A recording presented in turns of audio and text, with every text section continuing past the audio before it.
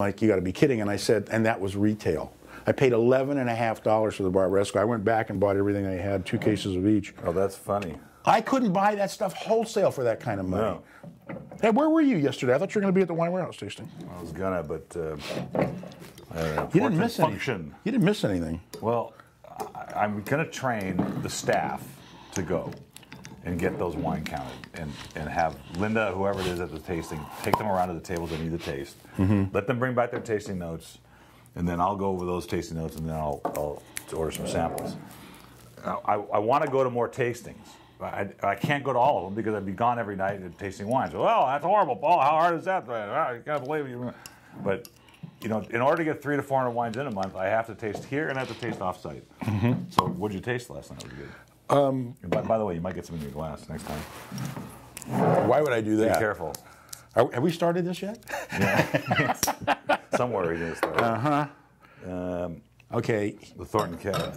Hi, I'm recognized author Ed Masciana with my co-host Paul Kalemkiarian of the Wine of the Well, when you Month walked in here, I Club. didn't know who the hell you were. Neither recognized. Neither did I. We're here to talk about the limited series for 2012.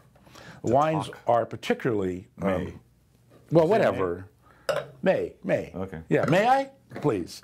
All right. So we're going to start off with the second wine of the day from Temecula. From Temecula, which, you know, this is the only brand down there right now that I have tasted that has a consistently good thing. And they have a new winemaker, and this is one of his. Oh, really? Yes. I like the old winemaker. He was a nice guy, too. Well, he didn't like you that much. So this is the. Well, that this goes is without his, saying. This is his vintage. And boy, it's all cassis. Yeah, it's really good. I mean, Actually, it's not really all cassis. There is some Cabernet Sauvignon in there. I remember now why I like this wine, because it reeks of Temecula. It's got lots of fruit-forward juice. Very Hot much weather so. to it. I really like the wine. Really soft. $28.99 at the winery. At the winery. $14.99 from the Wine of the Month Club. How do they do that? This stuff you can drink like even on a warm afternoon because it's got so much fruit in it. You can sit on the veranda as soon as you get one. They have verandas in Torrance? Not on my block. You know, that was written into the contract when they built the place. This is, like I said, $14.99 a reorder price, and I'm doing a 93 because I think it's got. I'm doing 94. I like it. That's a third 94 in a row for you. I know, but that was a different video. That was really fun. I like that one. Put that away. Okay, here's one of the Cellar Stars this year. Cellar Stars. This is the Noster, 2005. Noster. Where's that come from? Noster. You wrote the newsletter. It's a beer I know, but what's the? I don't know. I don't remember the name of the.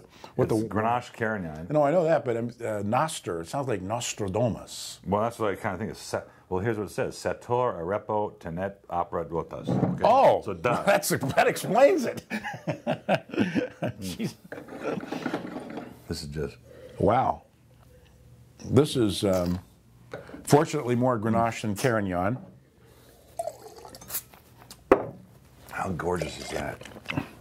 It's just wonderfully aged Spanish. Ooh, yeah, that's kind of warm and cuddly. Oh, gosh. It's kind of like a, Love the color. you know, the thing about Grenache, and it is a phenomenal grape. I mean, it really is one of the world's great grapes. It has one of the few things that very few red grapes have, and that is almost a stone fruit sort of component, like a peach, which you would get in a white wine, not a red wine. Right. You know, and so you taste it, you go, wow, that's like really different, you know? This is just, I remember now why I taste it. It's an 05, so it's got beautiful bottle aging to it. Yeah, it really does. Still got fruit, still got acid, but the layers of it are just killing me. And I guess because there's a little bit of cab in there. Right, like 5%, I think, or something like that. Yeah, I don't know what they're doing with Cabernet in Spain, but anyhow, it is mostly this Grenache. needs the proper meal too. I'd even go with an improper meal. I think I could drink this with cornflakes. I think it's delicious. This is $29,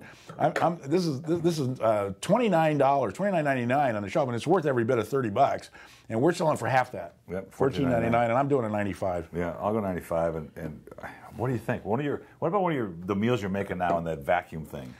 Oh, What would you yeah. put in there? I would do Tri-tip or something? no pork. I would, yeah. I would do a pork with either an Asian spices or Wow. Mexican or southwestern with a that'd be little good too. chilies and coriander and cumin. Oh my God, you go nuts because the wine's got so much spice on its own. It does. It does really well.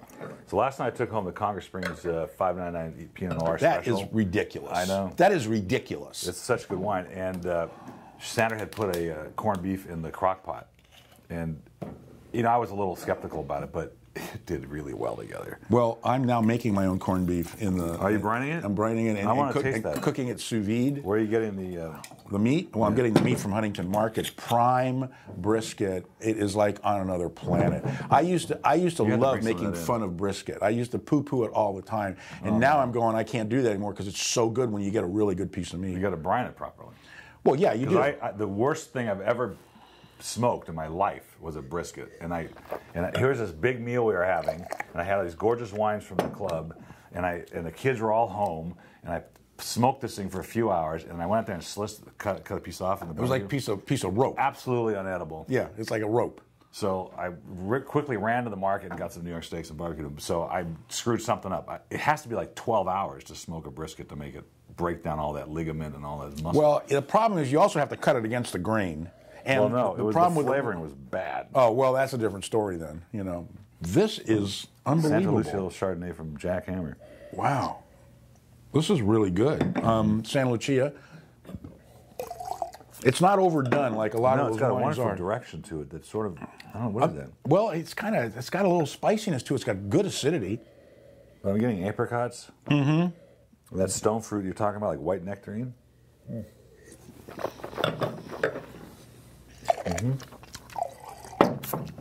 Wow. Really nice mid palate. You know, the real taste of a truly great wine is when you taste it in the middle of your tongue, and the reason for that is you have the least number of flavor receptors in the middle of your tongue. Okay, now I'm going to talk to you about this. Now, we don't have too much time, but there's this whole new thing. Every time I put up the tongue palette on the web or Facebook, whatever, everybody goes, they don't do that anymore. It's no longer valid, blah, blah. What's the latest research that you've read that the tongue actually is broken into those receptors, the front, back, and the middle? And the front, back, and the sides? It's a fact. Yeah, I'm telling you, there's this whole thing. There's a whole group of people out there on Facebook that are saying, no, it's no longer valid. Well, good for them. They probably think the world is flat, too. This is a 95 for me. I'm doing a 95. Hey, I'm not done with the Wattle Creek. I knew it seemed like it was short. Okay, this guy I'm came still in. 6 foot. This guy came. Oh yeah, just barely. So this guy came in with some really good wines.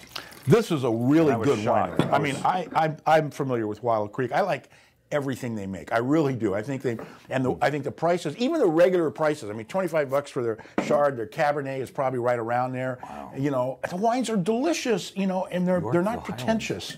No, but you know what? This is oak, right? It's got a little bit of oak, yeah. Yeah, probably. but the winemaker took what the grape was offering and made the oak perfectly balanced with it. I mean, you know it's there, but there's something in that grape character that just really Wow, there's an balances it. interesting little kind of Asian spice thing going on, like a little coriander or cinnamon. It's so good. That's a very exotic wine. It's really. You know, like a 96 for me. God, yeah, I'd love this. It's $24.99 in the stores, which you can find it, and I've never even heard of it until he brought it in a few weeks ago. And $15.99. I'm doing a 95 on that. I think that's a this is really spectacular good. wine, and it's got that nice length again. You know, beginning, middle, finish. You know, and it's just wow. I would think this was a lot more expensive. To tell you the truth, That is.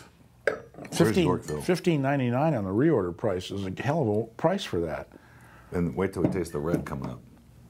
Yeah, that's their Bordeaux blend that's really coming up good. next month. That was, okay, there are very few instances where I'm tasting wine at the tasting room and somebody brings a wine and I just make the deal while I'm standing there. He And that was can't one of make a them. decision. That's the problem. No, it's because the wine was so good. Oh, I see. As well as this one. And there you have it, boys and girls. May 2012 limited series, the Wine of the Month Club. I'm so proud to be here with my co-host and dear Bud. We both laughed when we said that. You know that?